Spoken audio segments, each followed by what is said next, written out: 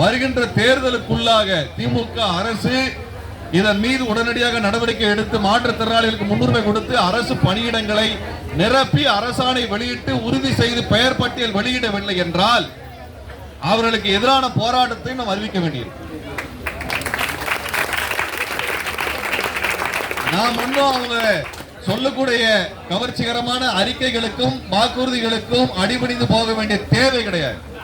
நமது தேவைக்கு தான் கட்சிகள் இருக்கின்றன ஒழிய கட்சிகளின் தேவைக்கு நாம் இல்லை. கட்சிகளின் தேவையை நிறைவேற்றுகின்ற வாக்கு வங்கிகள் அல்ல நாம். நாங்கள் தந்தை பெரியார் வழியிலும் மேதகு பிரபாகரன் வழியிலுமே வந்தவர்கள். அதிகாரத்திற்காக அடிபணிந்து நிற்கக்கூடிய அரசியலை இவர்கள் மேற்கொள்ளவில்லை. அதிகாரத்தின் மீது ஆசை கொண்ட அரசியலையும் இவர்கள் நடத்தவில்லை.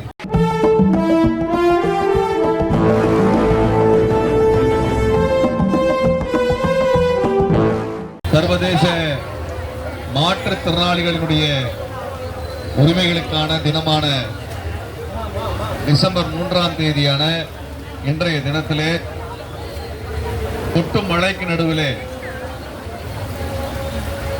எந்த தடை வந்தாலும் எங்கள் கோரிக்கையிலும் போராட்டத்திலும் நாங்கள் பின்வாங்க போவதில்லை என்கின்ற உறுதியோடு இங்கு திரண்டிருக்கக்கூடிய அனைத்து தோழமைகளுக்கும் நான் சார்ந்திருக்கக்கூடிய மே 17 இயக்கத்தின் சார்பாக புரட்சிகர வாழ்த்துக்களை தெரிவித்துக் கொள்கின்றேன். இந்த நிகழ்வை ஒருங்கிணைத்துக் கொண்டிருக்கக்கூடிய மரியாதைக்குரிய தோழர் ஐயனார் அவர்களுக்கும் இணை ஒருங்கிணைப்பாளர் தோழர் ஐயப்பன் அவர்களுக்கும் மற்றும் இந்த அமைப்பினுடைய அனைத்து பொறுப்பாளர்களுக்கும் பிற நகரங்களில் இதே நாளிலே இதே கோரிக்கையை முன்வைத்து போராட்டங்கள் நடத்திக் கொண்டிருக்கக்கூடிய தோழமைகளுக்கும் எங்களது வாழ்த்துக்கள். அன்பான தோழர்களே, மிக நியாயமான சமூக நீதி கோரிக்கையை முன்வைத்து தோழர் சொன்னதை போல கடந்த 13 ஆண்டுகளாக இந்த போராட்டம் நடந்து வருகிறது. 2 கட்சிகளும் மாறி மாறி ஆட்சிக்கு வந்த போதும் கூட செய்துவிடக்கூடிய ஒரு கோரிக்கையை கூட இன்றும் அவர்கள் நடைமுறைப்படுத்தாமல் இருக்கிறார்கள் என்பது வன்மையான கண்டனத்திற்குரியது. இதில் நீங்கள் வெளியிட்டிருக்கக்கூடிய அறிக்கையில மிக தெளிவாக 2 ஆண்டுகளுக்கு முன்பு மாற்றுத்திறனாளிகளுக்கு அரசு பணியிடங்களில் A, B, C, D பிரிவுகளிலே இடஒதுக்கீட்டை அமுல்படுத்துகின்ற விதமாக மாற்றுத்திறனாளிகளுக்கான இடங்களை கண்டறிந்து உடனே நிரப்ப வேண்டும் என்று அரசாணை 20 வெளியிடப்பட்டிருக்கிறது. அரசாணை வெளியிடுவதற்கு முன்பாக, அதாவது ஆட்சிக்கு வந்து 2 ஆண்டுகள் கழித்து அந்த அரசாணை வெளியிடப்படுகிறது. திமுக அரசு ஆட்சிக்கு வருவதற்கு முன்பாக திமுக கட்சி இதை வாக்குறுதியாக உங்களுக்கு அளித்திருக்கிறது. ஆட்சிக்கு வந்து 2 ஆண்டுகள் கழித்து ஆய்வு செய்துதான் அவர்கள் அரசாணை வெளியிட்டிருக்க வேண்டும். ஆய்வு செய்து அரசாணையை வெளியிட்டிருக்கிறார்கள்.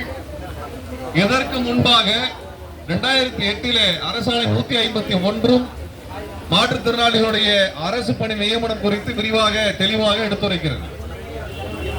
அரசாணை 20 அரசாணை 151 ஆகிய இரண்டும் மாற்றுத்திறனாளிகளினுடைய அரசு பணி நியமனம் தொடர்பாக அரசே வெளியிட்ட அறிக்கைகள். மேலும் இந்த அறிக்கை தொடர்பான நடவடிக்கைகள் என அமைச்சர் அவர்கள் வெளியிட்ட தகவலின் அடிப்படையில் கிட்டத்தட்ட 2010 பேரை அடையாளம் கண்டிருப்பதாகவும் மேலதிகமான பணியிடங்களை கண்டறிந்து உடனே நிரப்புவதாகவும் அவர் வாக்களித்திருக்கிறார்கள்.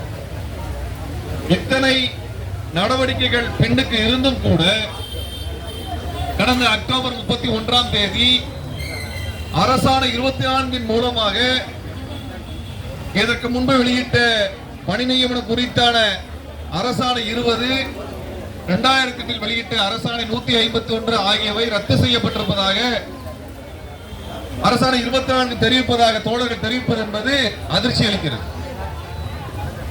அரசு ஏற்கனவே வெளியிட்ட ஒரு கொள்கை முடிவை, ஒரு அரசாணையை ஏன் ரத்து செய்தது என்ற எந்த விளக்கமும் இல்லை. அல்லது இதற்கு மாற்றான ஒரு அரசு பணியிடங்களை நிரப்புவதற்கான வழிமுறையை ஏதேனும் அறிவித்ததா என்றால் இதுவரை அப்படியான அறிவிப்பு ஏதேனும் வந்திருக்கிறதா? இதுவரை எந்த அறிவிப்பும் அது வரவில்லை. அரசாணை, இதற்கு முன்பு இருந்த அரசாணை ரத்து செய்திருக்கிறீர்கள். அதற்கு மாற்றாக மாற்றுத்திறனாளிகளுக்கான வாழ்வுரிமை சம்பந்தமாக எந்த நடவடிக்கையும் கொள்கை முடிவையும் அரசாணையையும் திமுக அரசு வெளியிடவில்லை. இப்ப இந்த நிலை என்பது சமூக நீதிக்கு முற்றிலும் எதிரானது. சமூக நீதி என்பது சமூகத்திலே நலிவடைந்த பாதுகாப்பற்ற பிரிவினருக்கு, ஒதுக்கப்பட்ட பிரிவினருக்கு, நிராகரிக்கப்பட்ட மக்களுக்கு, வாய்ப்பற்ற மக்களுக்கு அரசிலே முன்னுரிமை கொடுப்பதும் அரசு திட்டங்களிலே முன்னுரிமை கொடுப்பது என்பதான கொள்கை தான் சமூக நீதி கொள்கை. இதைத்தான் திராவிட இயக்க கொள்கையாக நாம் இதனாலும் கடைபிடித்து வருகின்றோம். திராவிட மாடல் என்று சொல்லுகின்ற அரசு இந்த கோரிக்கைகளை ஆட்சிக்கு வந்த உடனேயே அதன் முதல் ஆண்டு காலகட்டத்திற்குள்ளாகவே நிரப்பி இருந்தால் அவர்கள் கொள்கை வழி நடக்கிறார்கள் என்று நாம் மகிழ்ந்திருப்போம், வரவேற்றிருப்போம். ஆனால் ஆட்சிக்கு வந்து 2 ஆண்டுகளுக்கு பிறகு அரசாணை வெளியிட்டு அதற்கு 2 ஆண்டுகளுக்கு பிறகு அந்த அரசாணையை ரத்து செய்கிறோம் என்கிற ஒரு அரசாணை வெளியிடுவதற்கு எதற்கு ஒரு திராவிட மாடல், எதற்கு ஒரு சமூக நீதி அரசு என்று நமக்கு புரியவில்லை.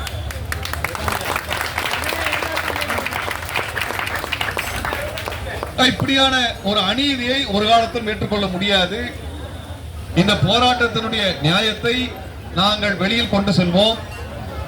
எப்படி இந்த போராட்டத்துக்கு எந்த ஊடகமும் வரலையோ அதுபோல தமிழ்நாட்டில் ஜனநாயக ரீதியாக நடக்கின்ற போராட்டங்களுக்கு கடந்த 4 ஆண்டுகளில் எந்த ஊடகமும் வருவதில்லை, செய்திகள் ஆக்கப்படுவதில்லை.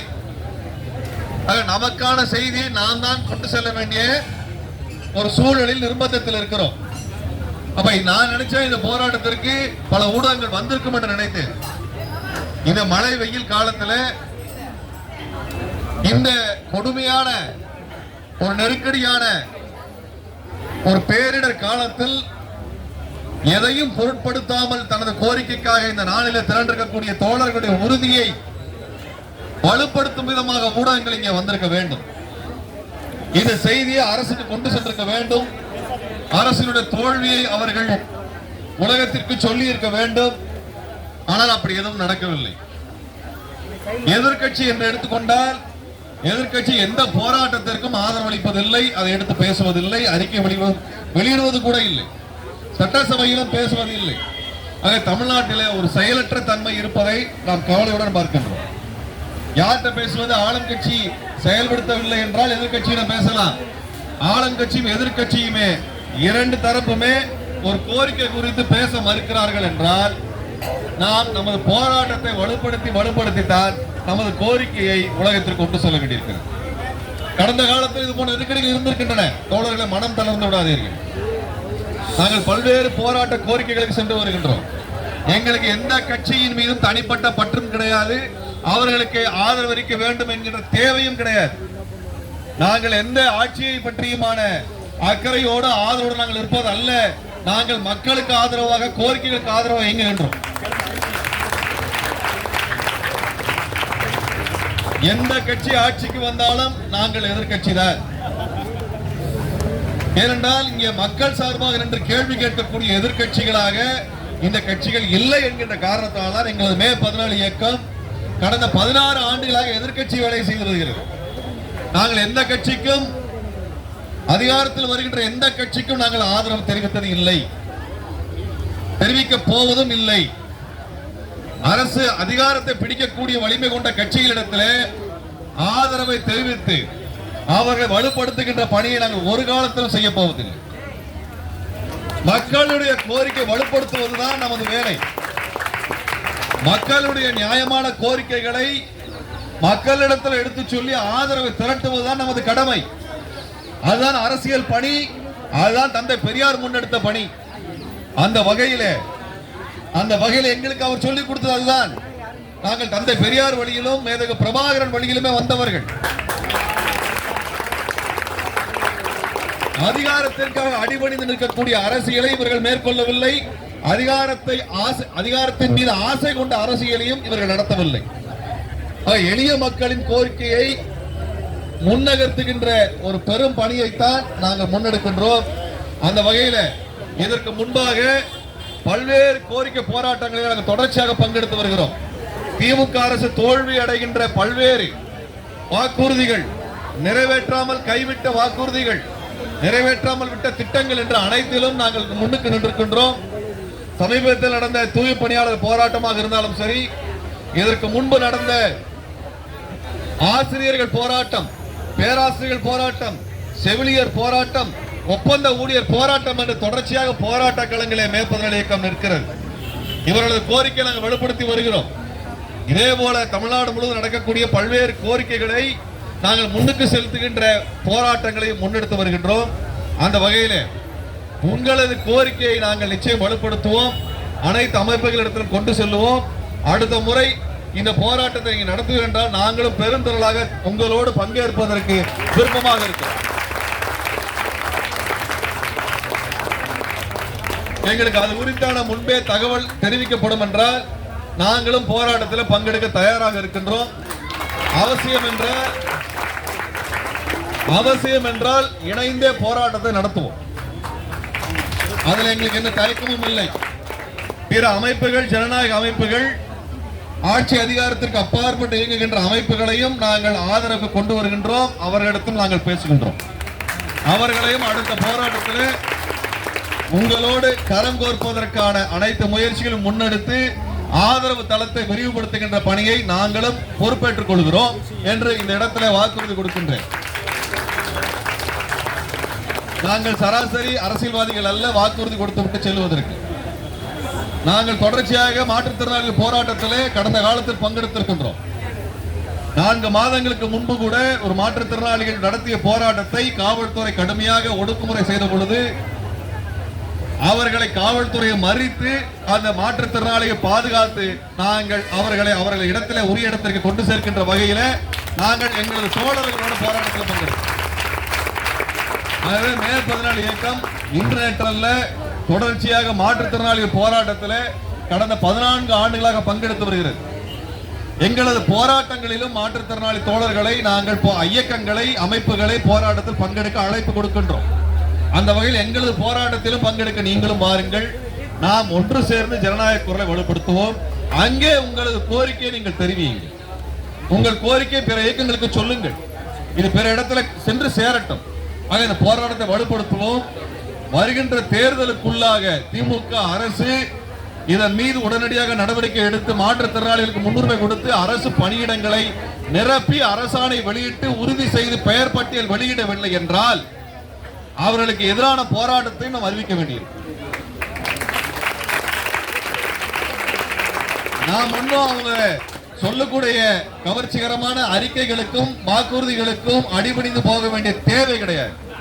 நமது தேவைக்கு தான் கட்சிகள் இருக்கின்றன ஒழிய கட்சிகளின் தேவைக்கு நாம் இல்லை. கட்சிகளின் தேவையை நிறைவேற்றுகின்ற வாக்கு வங்கிகள் அல்ல நாம். நமது கோரிக்கை நிறைவேற்றுறதுக்கு தான் அந்த கட்சிக்கு நாம் ஆதரவு அளிக்கின்றோம். நமது கோரிக்கை நிறைவேறவில்லைன்னா நம்ம கோரிக்கையை 1 மாசத்துல நிறைவேற்ற கேட்கல. 4 ஆண்டுகளாக காத்திருக்கிறீர்கள். 4 ஆண்டுகளாக இந்த கோரிக்கை நிறைவேறவில்லை என்றால் அந்த கட்சிக்கு நீங்கள் ஆதரவு தெரிவிக்க வேண்டுமா என்கின்ற கொள்கை முடிவும் சேர்த்து எடுங்கள். அது தவறில்லை, அதில் தவறில்லை. இதையெல்லாம் ஆளுகின்ற திமுக அரசு கவனத்தில் எடுத்துக்கொண்டு உடனடியாக இந்த தோழர்களுடைய கோரிக்கை நிறைவேற்ற வேண்டும். இங்க வந்திருக்கக்கூடிய கோரிக்கை போராட்டத்தில் பங்கெடுத்திருக்க தோழர்கள் அவர்களின் நலனுக்காக மட்டும் வரவில்லை. தமிழ்நாட்டில் இருக்கக்கூடிய பல்லாயிரக்கணக்கான மாற்றுத்திறனாளிகளுக்காக அவர்கள் போராட்டத்தில் பங்கெடுத்திருக்கிறார்கள். ஒரு சுயநலமற்ற போராட்டத்திலே தன்னை ஈடுபடுத்தியிருக்கிறார்கள். இந்த கடுமையான மழைக்கு நடுவில் இத்தனை லட்சம் மாற்றுத்திறனாளிகளுடைய வாழ்வாதாரத்திற்கும் மாற்றுத்திறனாளிகளுடைய சுயமரியாதைக்காகவும் இங்கே பங்கெடுத்திருக்கக்கூடிய தோழர்களினுடைய போராட்ட குணமும் போர் குணமும் நாங்கள் வரவேற்கிறோம், பாராட்டுகிறோம். அவர்கள் எங்களை வாழ்த்துக்களை தெரிவிக்கின்றோம். ஏன்னா இப்படிப்பட்ட ஒரு அரசு பணி என்பது மாற்றுத்திறனாளிகளுக்கு சுயமரியாதையோடு வாழ்வதற்கு கிடைத்த ஒரு மாபெரும் பிடி. மாற்றுத்திறனாளிகளின் சமூகத்தில் சுயமரியாதையோடு வாழ்வதற்கான ஒரு பிடிப்பு என்பது அரசு பணி. அந்த அரசு பணியும் அந்த அதிகாரமும் ஒரு மாற்றுத்திறனாளிக்கு கையில் கிடைக்கும் என்றால் சமூகத்தில் பிற மாற்றுத்திறனாளிகளுக்கு சுயமரியாதையும் அவர்களுக்கு சமூகத்தில் கிடைக்கக்கூடிய மரியாதையும் உறுதிப்படும் என்கின்ற காரணத்தால் தான் இந்த மாற்றுத்திறனாளிகள் அரசு பணி என்பது முதன்மை கடமையாக இருக்கிறது. அந்த வகையில திமுக அரசு உடனடியாக இந்த மாற்றுத்திறனாளிகளுக்கான பணியை நிரந்தரம் செய்து கொடுக்கணும். நீங்கள் கொடுத்த வாக்குறுதி, மாண்புமிகு முதல்வர் அவர்களே, நீங்கள் கொடுத்த வாக்குறுதி இந்த தினத்தில் அவர் உங்களுக்கு நினைவுபடுத்துகிறார்கள். இந்த மாற்றுத்திறனாளிகள் நீங்கள் செய்ய வேண்டிய கடமையை நினைவுபடுத்தி இருக்கிறார்கள். ஆகவே இதை நீங்கள் உடனடியாக நிறைவு செய்து இதை பணி நிரந்தரம் செய்து இந்த அரசாணை 24 என்கின்ற நேர்மையற்ற அரசாணையை உடனடியாக ரத்து செய்து நீங்கள் இதற்கு